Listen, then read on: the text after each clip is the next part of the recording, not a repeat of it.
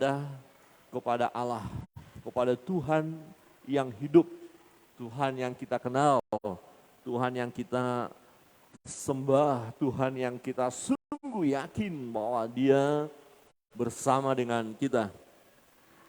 Tidak semua orang memiliki kesempatan seperti apa yang kita lakukan. Masih ada orang-orang yang belum datang kepada Tuhan. Nah, mereka belum menyembah Allah. Kalau kita sudah datang kepada Tuhan, itu bukan karena kuat, gagah, perkasa kita. Bukan kita yang pilih Tuhan Yesus, tetapi Yesus yang memilih kita. Dari sisi kita meresponinya, itu sebabnya kita ada saat ini. Ada orang yang tidak meresponi, walaupun sudah mendengar tentang Yesus, tapi dia tidak respon tentang Yesus. Dia mau dalam hidupnya saja. Jadi dia dikasihi Tuhan, ya, karena Tuhan tidak menghendaki kematian orang di dalam kefasikannya. Semua manusia sudah jatuh ke dalam dosa dan telah kehilangan kemuliaan Allah. Upah dosa adalah maut. Ya, jadi manusia yang berdosa, ya mati, dia akan masuk neraka. Karena dosa, upah dosa adalah maut. Tetapi karena kasih Tuhan, ya dia datang ke dunia menjadi sama dengan manusia, ya, dan menyelamatkan manusia yang berdosa, yaitu mereka yang percaya kepada Dia. Saudara dan saya percaya kepada Yesus. Jadi kita adalah murid-murid Kristus. Kita adalah anak-anak Tuhan karena firman Tuhan berkata, ya setiap orang yang percaya kepadanya diberi kuasa untuk menjadi anak-anak Allah. Nah, ketika Tuhan memilih kita, ternyata Tuhan juga menetapkan kita supaya kita pergi dan menghasilkan buah. Yang artinya Tuhan menetapkan kita untuk menjadi saksinya. Nah, tema kita hari ini adalah jangan malu untuk bersaksi. Jangan malu untuk bersaksi. Saudara yang terkasih dalam Tuhan, jika ada satu pertanyaan bagi kita. Bagaimana Bapak Ibu setelah sekian lama menjadi orang percaya? Apakah Bapak Ibu sudah pernah menyaksikan cinta kasih Tuhan kepada orang lain?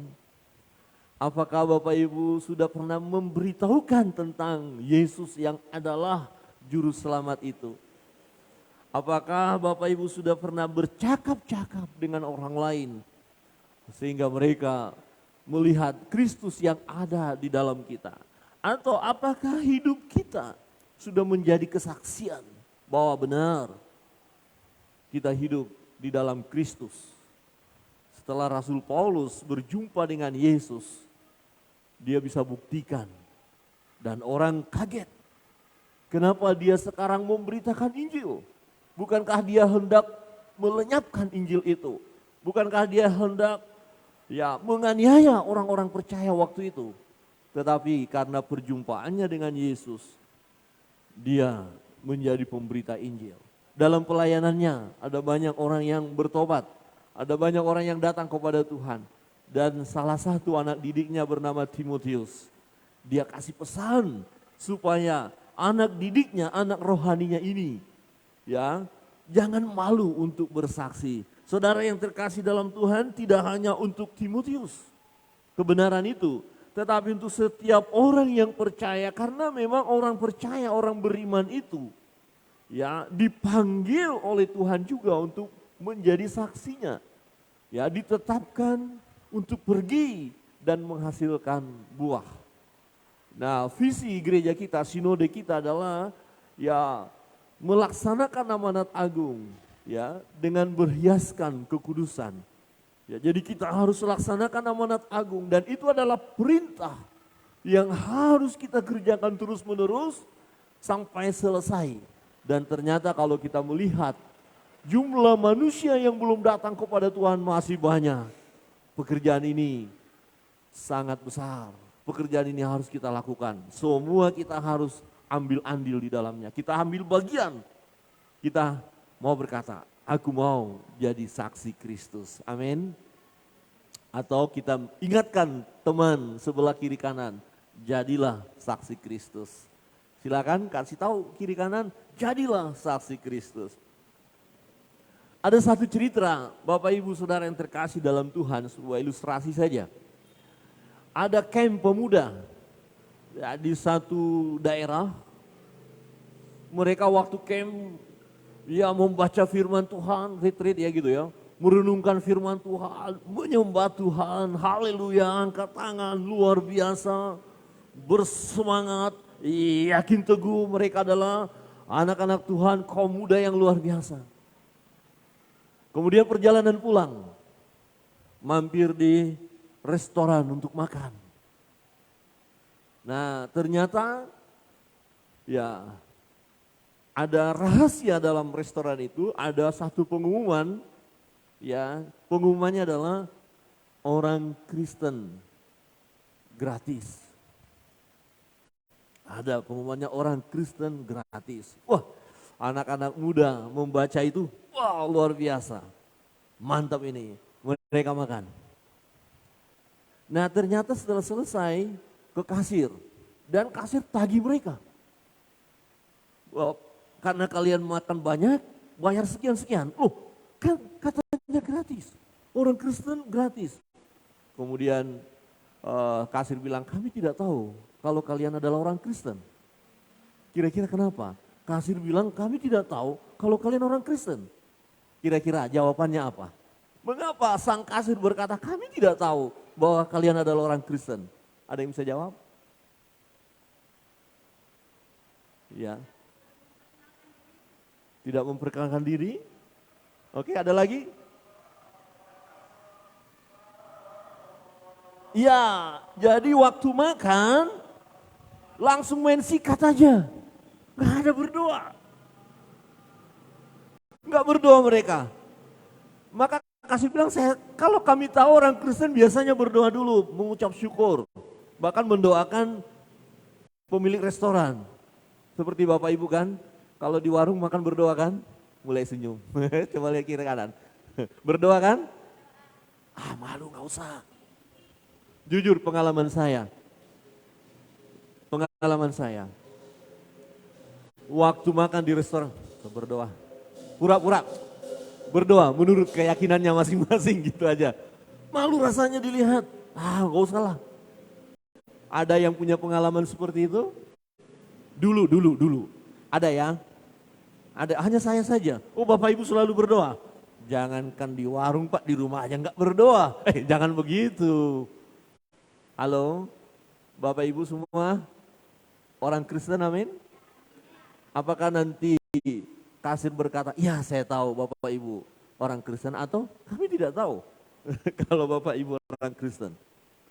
Artinya dari pengalaman itu mereka tidak menunjukkan, tidak perlu banyak bicara, tetapi dari sikap bisa kita tahu mereka sudah bersaksi semestinya waktu mereka berdoa, mengucap syukur, ya perjalanan acara selesai, berdoa mengucap syukur atas makan dan minum, apalagi ada tulisan gratis untuk orang Kristen.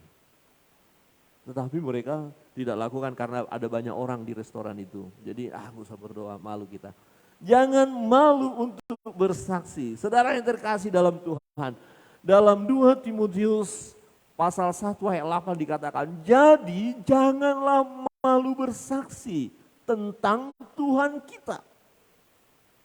Ya, jangan malu bersaksi tentang Tuhan kita. Dan janganlah malu karena aku seorang hukuman karena dia. Melainkan ikutlah menderita bagi Injilnya oleh kekuatan Allah. Rasul Paulus berbicara kepada anak rohaninya, anak didiknya, Timotius yang masih muda. Jangan malu bersaksi tentang Tuhan kita. Jangan malu menunjukkan bahwa engkau pengikut Kristus. Jangan malu engkau berkata-kata tentang Yesus, memberitakan Yesus. Jangan malu engkau karena aku, Bapak rohanimu, di penjara. Aku di penjara bukan karena mencuri, bukan karena korupsi, bukan melakukan kejahatan. Tapi karena berita Injil, karena iman. Aku di penjara, jangan malu. Jangan berkata, dia di penjara, bikin malu di penjara. Nanti dong, ini di penjara karena iman. Jadi nggak perlu malu. Rasul Paulus berkata kepada anak rohaninya, Timotius, janganlah malu bersaksi. Bukan hanya kepada Timotius, tetapi kepada setiap kita orang beriman, setiap kita yang telah menyatakan diri sebagai pengikut Kristus. Jangan malu bersaksi. Jangan malu menunjukkan jati diri kita sebagai anak Tuhan. Mungkin orang berkata, halo zaman sekarang, sok suci dan lain sebagainya, itu urusan mereka. Tetapi anak Tuhan harus tetap menunjukkan jati dirinya bahwa dia adalah anak Tuhan. Mungkin diolok-olok. Mungkin dikatakan, zaman begini, masih hidup seperti itu. Dunia mulai mempengaruhi, dunia mulai menggoda. Tetapi kita harus tetap menyatakan diri kita sebagai pengikut Kristus. Kita tunjukkan bahwa kita memang orang Kristen. Kita tunjukkan bahwa kita orang percaya. Kita tunjukkan bahwa kita adalah pengikut Kristus. Jangan malu bersaksi tentang Tuhan. Pengalaman saya, ya sebelum sungguh-sungguh datang kepada Tuhan, sudah Kristen. Kalau ke gereja paling malu membawa Alkitab. Nah bersyukur ada Alkitab yang kecil. Bapak Ibu paham itu ya, ada Alkitab kecil. Kalau ada itu senang sekali. Kenapa? Karena bisa dikantongin. Naik bus, orang gak tahu kita Kristen. Ada teman bawa Alkitab, Alkitabnya simpan, malu bawa Alkitab. Malu menunjukkan jati diri. Atau takut, kalau nanti kamu orang Kristen, kamu jumlahmu kecil, minoritas kah? Akhirnya kita mulai menutup diri kita. Atau mungkin kita di tempat, katakan mayoritas, ada satu kebiasaan mereka. Karena kita tidak ikuti kebiasaan mereka, nanti kita dikucilkan. Kita dipermalukan, akhirnya kita ikut-ikutan tradisi mereka. Padahal itu tidak sesuai dengan firman Allah. Berarti kita malu menunjukkan jati diri kita sebagai orang Kristen. Jangan pernah malu. Saudara yang terkasih dalam Tuhan, kebenaran firman Tuhan mengapa kita tidak malu dan tidak perlu malu. Dengan kata lain kita harus berani menyatakan diri kita sebagai orang Kristen. Sebagai pengikut Kristus. Di ayat 4 firman Tuhan berbunyi demikian. Dan apabila aku terkenang akan air matamu yang kau curahkan, aku ingin melihat engkau kembali supaya penuhlah kesukaanku. Sebab aku teringat akan imanmu yang tulus ikhlas. Yaitu iman yang pertama-tama hidup di dalam nenekmu Lois dan di dalam ibumu Eunike. Dan yang aku yakin hidup juga di dalam dirimu. Jadi Rasul Paulus ya ingat akan Timotius, anak didiknya. Kenal betul siapa dia. Kenal betul bahwa nenek daripada Timotius orang percaya. Yang menunjukkan jati diri sebagai orang percaya. Dan ibunya juga orang percaya. Dan Rasul Paulus berkata, aku yakin iman itu juga ada padamu. Aku yakin hal itu. Nah ternyata Timotius sebagai orang muda, ya dia punya jiwa pelayan yang luar biasa. Dia menangisi jiwa-jiwa yang tersesat. Dia peduli kepada orang-orang yang belum datang kepada Tuhan. Maka dikatakan, sebab aku teringat akan imanmu yang tulus ikhlas. Ya, aku terkenang akan air matamu yang kau curahkan. Bukan air mata buaya, bukan. Bukan karena cengeng, bukan. Tapi karena menyadari bahwa ada jiwa-jiwa yang tersesat. Maka Timotius menangisi. Artinya berdoa datang kepada Tuhan. Di ayat 6 firman Tuhan. Karena itulah. Karena engkau punya iman. Karena engkau juga peduli kepada orang lain. Karena nenekmu, ibumu, keluargamu adalah orang percaya. Dan engkau pun punya iman itu. Karena itulah aku peringatkan engkau untuk mengobarkan karunia Allah yang ada padamu. Oleh penumpangan tanganku atasmu. Sebab Allah memberikan kepada kita bukan roh ketakutan. Melainkan roh yang membangkitkan kekuatan, kasih dan ketertiban. Saudara yang terkasih dalam Tuhan. Yang pertama, kebenaran firman Tuhan. Mengapa kita tidak malu dan jangan malu menjadi saksi Kristus? Karena Allah memberikan kepada kita bukan roh ketakutan, melainkan roh yang membangkitkan kekuatan, kasih dan ketertiban.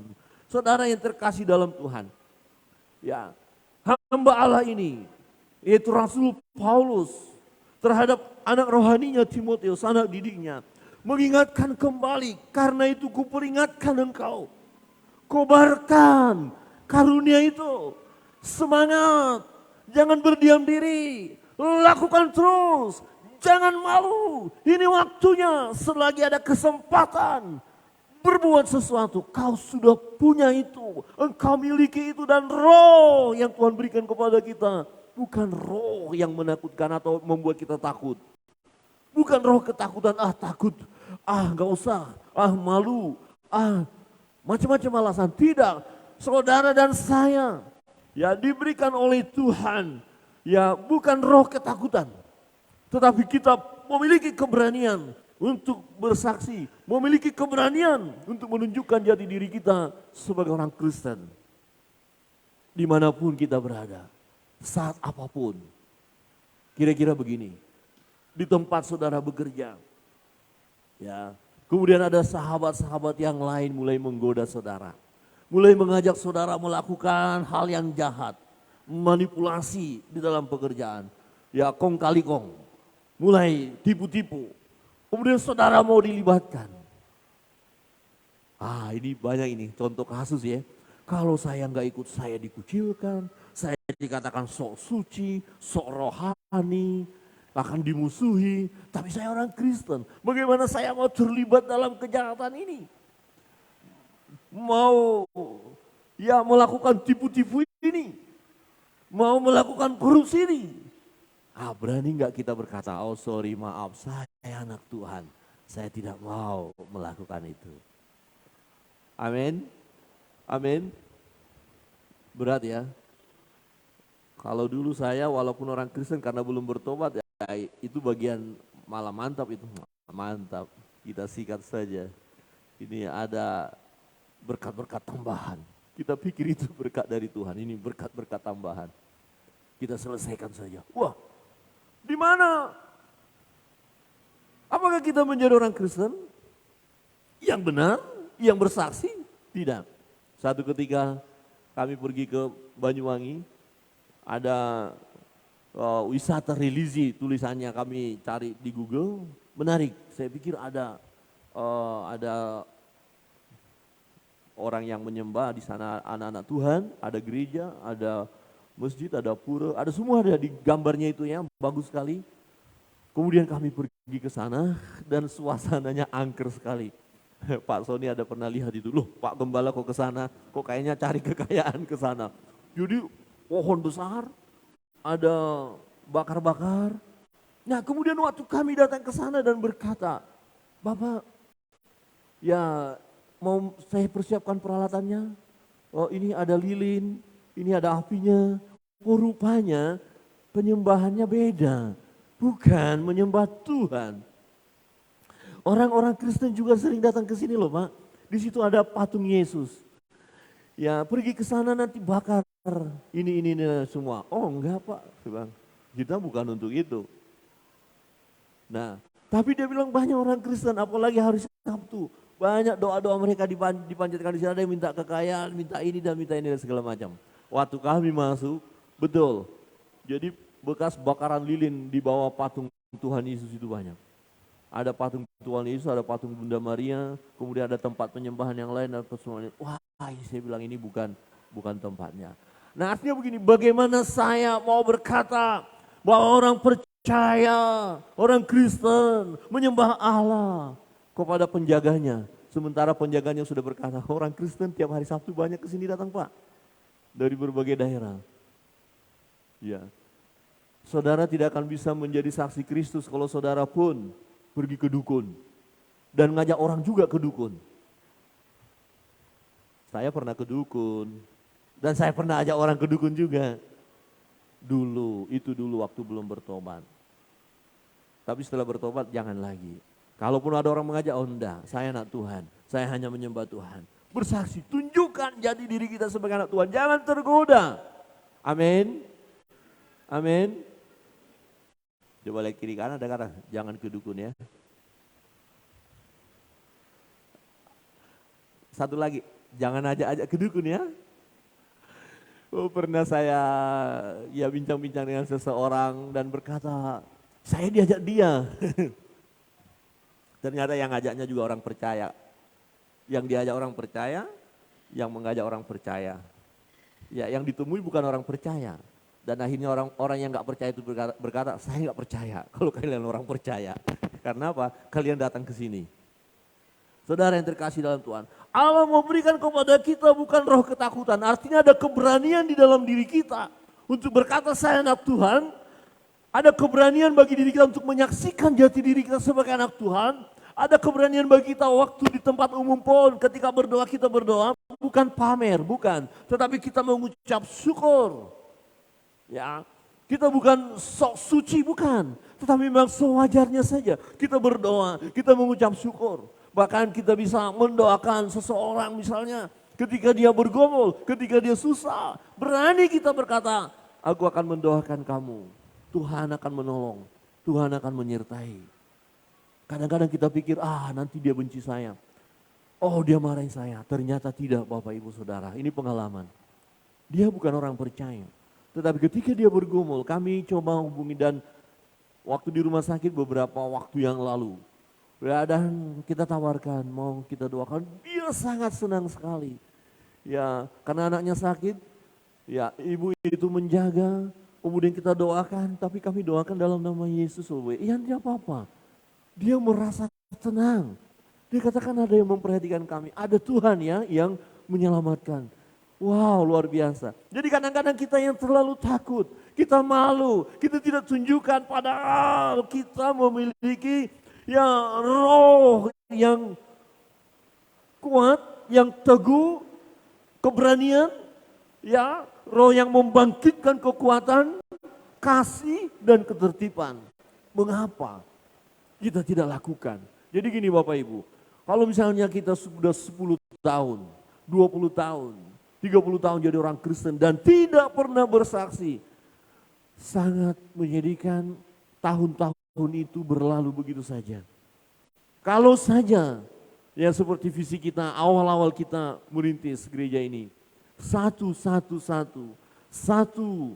ya jemaat yang dewasa membawa satu jiwa baru ya dalam 1 tahun.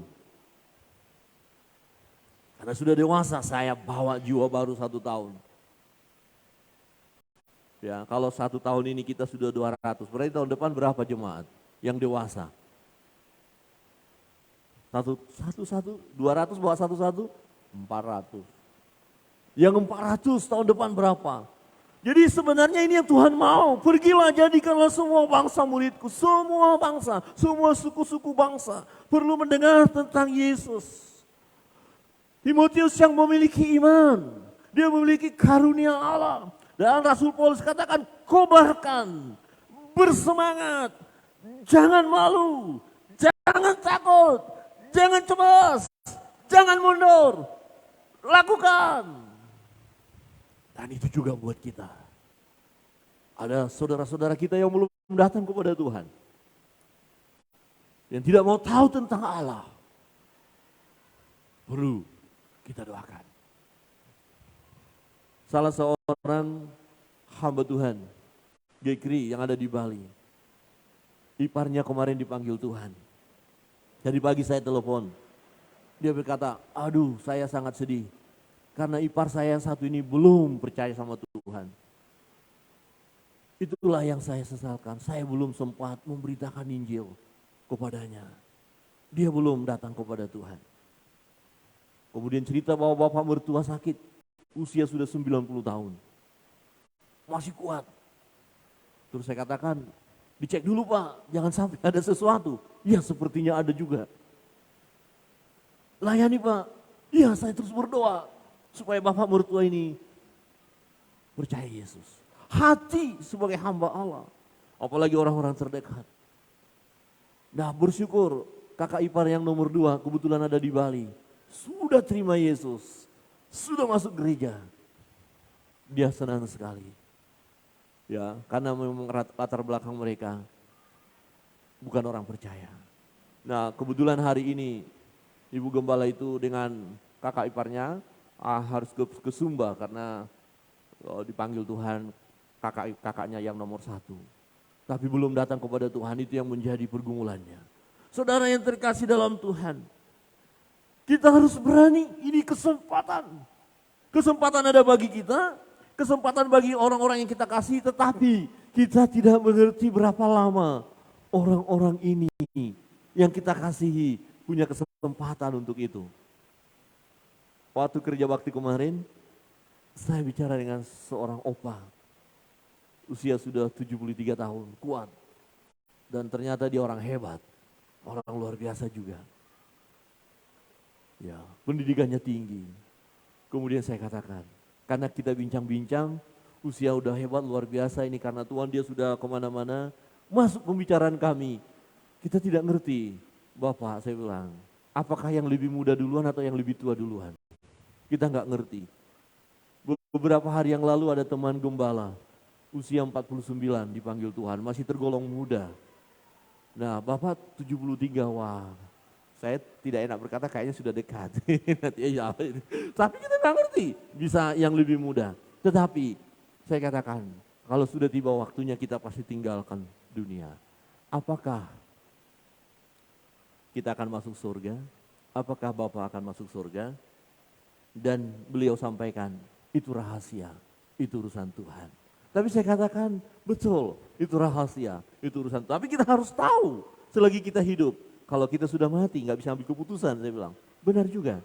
Dan saya sampaikan sesuatu. Ya, karena saya pernah dilayani oleh seseorang, dan saya beritahukan tentang Yesus, tentang Isa Al-Masih itu kepada beliau. Beliau sudah dengar. Bersaksi. Nggak perlu malu, dan itu kesempatan. Ya, persahabatan yang kita sudah bangun. Ada waktunya kita sampaikan, nah masalah akhirnya dia datang kepada Tuhan. Nah itu karya Allah, karya Roh Kudus. Tetapi paling tidak lihat kehidupan kita. Ya seperti jemaat Sinam yang ramah tamahnya luar biasa, amin. Suka senyum kepada tetangga, amin. Amin. Saudara, kalau tetangga saudara belum percaya, terus saudara tiap hari, apa kau? Saya jamin dia tidak akan jadi orang Kristen. Dia bilang, kalau saya jadi orang Kristen kayak gitu, habis saya. Tapi kalau saudara, halo Bapak Ibu, apa kabar? Hari ini sehat, amin.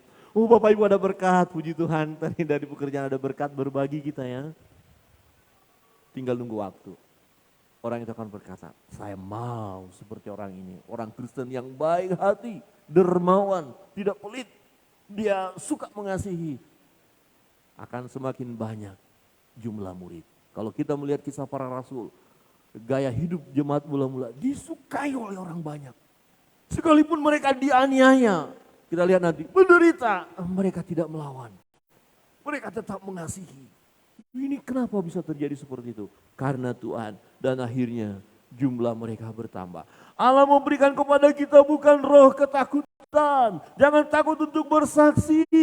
Jangan malu untuk bersaksi. Roh yang Tuhan berikan kepada kita adalah roh yang membangkitkan kekuatan, kasih dan ketertiban. Jadi ketika kita bersaksi, yaitu untuk keselamatan mereka, untuk kebaikan mereka, untuk masa depan mereka. Bukan untuk kepentingan diri kita, tetapi kita yang telah terlebih dahulu mengenal Dia, mengenal Tuhan, perlu punya kasih kepada mereka, perlu berbagi kepada mereka. Mengapa kita tidak boleh malu dan jangan malu menjadi saksi Kristus? Karena Allah memberikan kepada kita bukan roh ketakutan, melainkan roh yang membangkitkan kekuatan, kasih dan ketertiban. Kita memiliki iman sama seperti Timotius. Paulus berkata, engkau memiliki iman itu. Kita memiliki karunia daripada Allah sama seperti Timotius. Paulus berkata, kobarkan karunia yang engkau miliki. Kita orang percaya. Tuhan sudah memperlengkapi Bapak Ibu. Beda-beda kita dengan yang satu dengan yang lain, tetapi karunia, talenta itu telah Allah berikan kepada kita dan mari maksimalkan, kobarkan itu. Saudara yang terkasih dalam Tuhan, di ayat yang ke-9. Dialah yang menyelamatkan kita dan memanggil kita dengan panggilan kudus, bukan berdasarkan perbuatan kita, melainkan berdasarkan maksud dan kasih karunia-Nya sendiri yang telah dikaruniakan kepada kita dalam Kristus Yesus sebelum permulaan zaman, dan yang sekarang dinyatakan oleh kedatangan juru selamat kita Yesus Kristus, yang oleh Injil telah mematahkan kuasa maut dan mendatangkan hidup yang tidak dapat binasa. Ya, saudara yang terkasih dalam Tuhan, perhatikan. Dan yang sekarang dinyatakan oleh kedatangan juru selamat kita Yesus Kristus, yang oleh Injil telah mematahkan kuasa maut, yang mendatangkan hidup yang tidak dapat binasa. Yesus sudah datang. Dan Yesus sudah menyelesaikan persoalan besar itu, yaitu dosa itu. Dan sudah menyelamatkan kita. Harus yakin hal itu. Karena setiap orang yang percaya kepadanya tidak binasa, melainkan beroleh hidup yang kekal. Yang kedua, mengapa kita tidak malu dan jangan malu menjadi saksi Kristus? Karena Yesus Kristus telah menyelamatkan kita. Dan hanya di dalam Dia ada kemenangan atas kuasa dosa.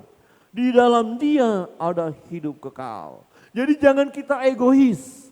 Maka sebenarnya kalau kita orang percaya, menikmati berkat Tuhan, menikmati keselamatan yang daripada Tuhan, tapi kita tidak mau membagikannya, kita tidak mau bersaksi, itu namanya kita egois. Mau menang sendiri, mau selamat sendiri. Tetapi kita bukan orang-orang yang egois. Kita orang-orang yang menikmati berkat Allah. Dan kita tidak akan puas kalau berkat itu hanya untuk kita. Kita akan coba melihat sekeliling kita sebagaimana pujian tadi. Pandang sekelilingmu, pandanglah sekelilingmu. Ya, tuaian sudah menguning, siap untuk dituai. Di mana para penuai? Pandang sekelilingmu, lihat sekitar kita, ada jiwa-jiwa yang belum diselamatkan. Dan kita yang sudah diselamatkan oleh Tuhan. Ya, kita yang sudah percaya. Kuasa dosa yang menguasai kita telah diselesaikan oleh Yesus di kayu salib itu. Dan kita memperoleh hidup yang kekal. Bagaimana mungkin kita tidak membagikannya kepada orang lain? Paling tidak hidup kita sendiri akan jadi saksi. Di mana ketika kita percaya kepada Tuhan, hidup kita berubah. Seperti pujian tadi, hidupku tak sama. Artinya tidak seperti hidup yang lama lagi. Orang Kristen hidupnya berubah. Orang Kristen hidupnya mengalami pembaharuan. Pengikut Kristus hidupnya dibaharui dari hari ke hari.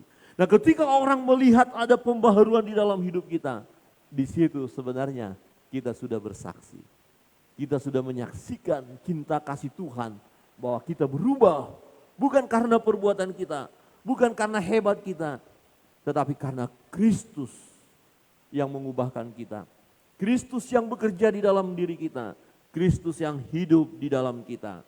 Dialah yang menyelamatkan kita dan memanggil kita dengan panggilan kudus dikatakan. Jadi kita ini orang-orang yang sudah dikuduskan. Amin. Coba lihat kiri kanan dan katakan, Bapak Ibu Saudara sudah dikuduskan. Kudus. Ini orang-orang kudus. Saya sedang berhadapan dengan orang-orang kudus. Wow, keren ya. Amin. Ada banyak orang tidak menyadari hal itu. Tapi firman Tuhan katakan ya. Dipanggil. Panggilan kudus. Bukan berdasarkan perbuatan kita. Ya, ayat itu tadi berkata, bukan berdasarkan perbuatan kita. Melainkan berdasarkan maksud dan kasih karunia-Nya sendiri. Yang telah dikaruniakan kepada kita dalam Kristus Yesus sebelum permulaan zaman, sebelum segala sesuatu ada. Sebelum kita lahir, kita sudah dipilih oleh Tuhan. Ya. Waktu dalam kandungan, dia tahu tentang kita, dia kenal kita. Dan rancangannya adalah rancangan damai sejahtera bagi kita. Ketika dia pilih kita, dia pilih Bapak Ibu Saudara, dan Bapak Ibu meresponinya. Ya, responnya adalah percaya kepada dia. Dan kemudian respon yang berikut adalah yang penting. Tidak hanya meresponi percaya kepada dia, tapi meresponi juga atas perintahnya. Ya, kutetapkan pergi dan menghasilkan buah, kata Tuhan. Ya, bukan kamu yang memilih aku, tapi aku yang memilih kamu. Ya, dan kamu ditetapkan untuk pergi dan menghasilkan buah. Kita, Bapak Ibu, Saudara, dan saya dipanggil Tuhan, kemudian ditetapkan untuk menjadi saksi Kristus.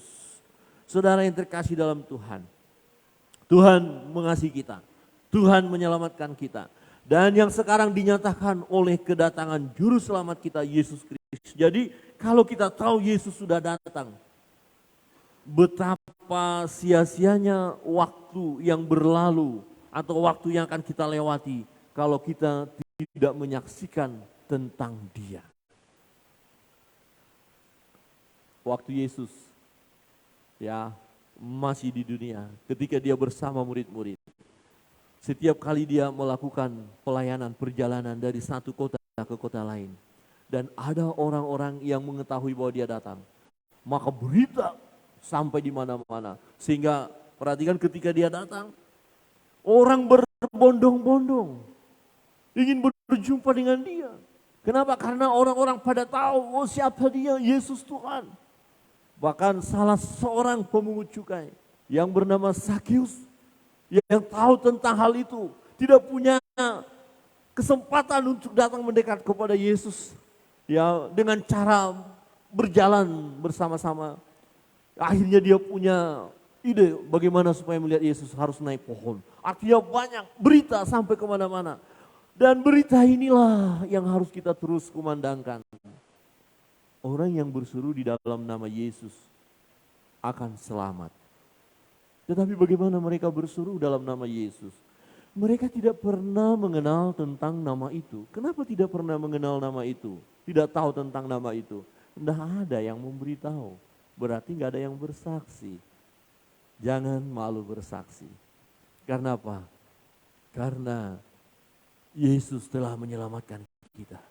Dan jangan keselamatan itu hanya untuk diri kita, hanya untuk keluarga kita, hanya untuk orang-orang yang kita kasihi. Cukup kami saja yang percaya. Jangan. Tetangga kita, sahabat kita, orang lain. Perlu kita, Bapak Ibu, seperti Timotius, air matanya terus mengalir karena menangisi jiwa-jiwa yang tersesat, supaya datang kepada Tuhan. Jemaat Sinam adalah jemaat yang air matanya terus mengalir, menangisi jiwa-jiwa yang tersesat itu. Amin, amin, amin. Doa orang benar apabila dengan yakin didoakan besar kuasanya. Di bagian lain nanti kita akan lihat bahwa Rasul Paulus berkata kepada salah satu jemaat, doakan saya supaya ketika saya berbicara, orang yang mendengarkan saya hatinya terbuka dan mendengar Injil itu dan percaya kepada Yesus. Jadi doa Bapak Ibu gak sia-sia. Kita ingat ada keluarga Bapak Daniel Dongmu. Tuhan berkati pelayanan mereka di sana. Ada keluarga yang kita utus di Makassar. Tuhan berkati keluarga mereka di sana, pelayanan mereka. Ada hamba-hamba Tuhan yang masuk ke pulau-pulau. Tuhan berkati. Supaya ketika mereka bicara, Roh Kudus bekerja. Menerangi hati dan pikiran orang-orang yang mendengar firman itu. Dan akhirnya percaya. Dan memang kita percaya sesuai dengan firman Tuhan. Ya, akan banyak orang yang datang menyembah Tuhan, berseru di dalam nama Yesus. Jangan kita tinggal diam, jangan kita tidak ambil bagian di sana, tetapi kita harus ambil bagian di situ. Ini pekerjaan akbar, pekerjaan besar yang Tuhan percayakan kepada kita. Coba lihat kiri kanan dan katakan, ambil bagian di situ. Ambil bagian di situ. Ya, saya senang ada beberapa jemaat yang sharing-sharing dengan kita melalui kesaksian mereka. Ada yang datang kepada Tuhan, ada yang sudah membuka hati, ada yang minta didoakan. Wow, luar biasa. Dan ini harus terus kita semangati sesuai dengan firman Tuhan. Ayat 11, saudara yang terkasih dalam Tuhan. Firman Tuhan berbunyi demikian. Untuk Injil inilah aku telah ditetapkan sebagai pemberita, sebagai rasul, dan sebagai guru. Itulah sebabnya aku menderita semuanya ini. Tetapi aku tidak malu, karena aku tahu kepada siapa aku percaya. Dan aku yakin bahwa Dia berkuasa memeliharakan apa yang telah dipercayakannya kepadaku hingga pada hari Tuhan. Ya, Rasul Paulus berkata, oleh karena Injil ini, ya, kalau nggak yakin dia, ngapain dia mengalami penderitaan itu? Lebih baik hidup seperti yang lama saja. Ya, dia sangat dihormati, dikagumi. Ya, dia punya semuanya. Ada yang dibanggakan. Tapi oleh karena Injil dia siap menderita. Dan dia tidak malu untuk itu. Dia terus bekerja, dia terus melakukan. Dan kepada orang-orang yang dia layani. Kemudian orang itu percaya. Dia yakin bahwa orang-orang ini pun ada dalam pemeliharaan Tuhan. Kita ada dalam pemeliharaan Tuhan. Kita ada oleh karena ada orang-orang sebelumnya yang percaya kepada Tuhan dan sudah melayani kita. Kita dipelihara Tuhan dan kita yang melayani. Ada jiwa-jiwa baru nanti yang datang kepada Tuhan melalui pelayanan kita. Mereka pun akan dipelihara Tuhan, amin. Jadi jangan malu, jangan takut. Kita terus melayani, terus melayani, terus melayani. Saudara yang terkasih dalam Tuhan, ayat 13 berkata, peganglah segala sesuatu yang telah engkau dengar daripadaku sebagai contoh ajaran yang sehat. Dan lakukanlah itu dalam iman dan kasih dalam Kristus Yesus. Peliharalah harta yang indah yang telah dipercayakannya kepada kita oleh Roh Kudus yang diam di dalam kita. Rupanya untuk menjadi saksi ini itu adalah apa dikatakan di sana? Ya, harta yang indah. Jiwa-jiwa itu harta yang indah. Ketika Rasul Paulus melayani, ya dia tidak minta upah, berani berapa, wani piro, bayarannya berapa, tidak. Upahku adalah ketika aku memberitakan Injil. Ketika dia mengingat jiwa-jiwa yang percaya kepada Tuhan melalui pelayanannya, di situ dia terhibur, di situ dia bersuka cita. Waktu dia berdoa menyebut orang-orang yang dia layani, dan orang-orang yang dilayani imannya bertumbuh.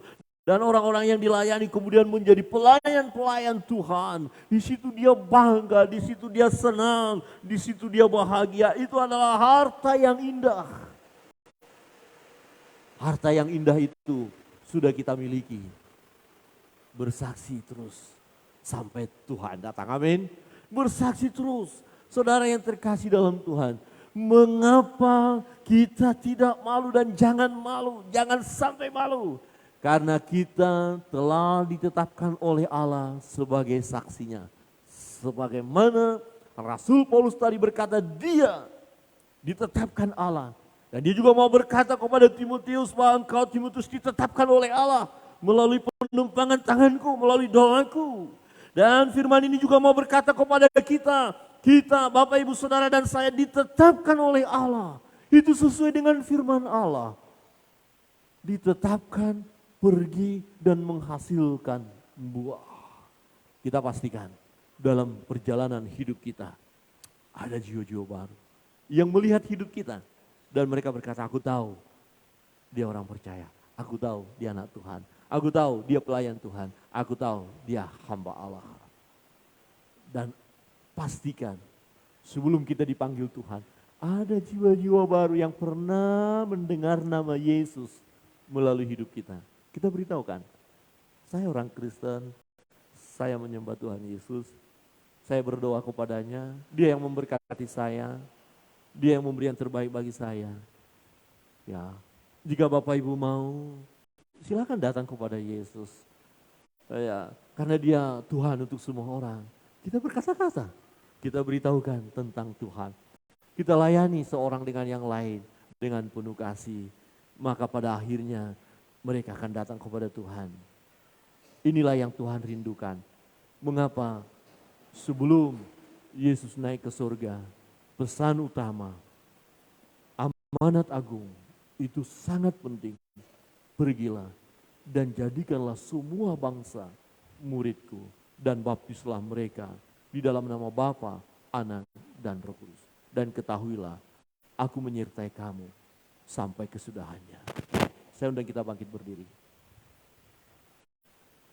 Kita naikkan satu pujian penuh dengan sukacita dan kita mau bersaksi, terus bersaksi.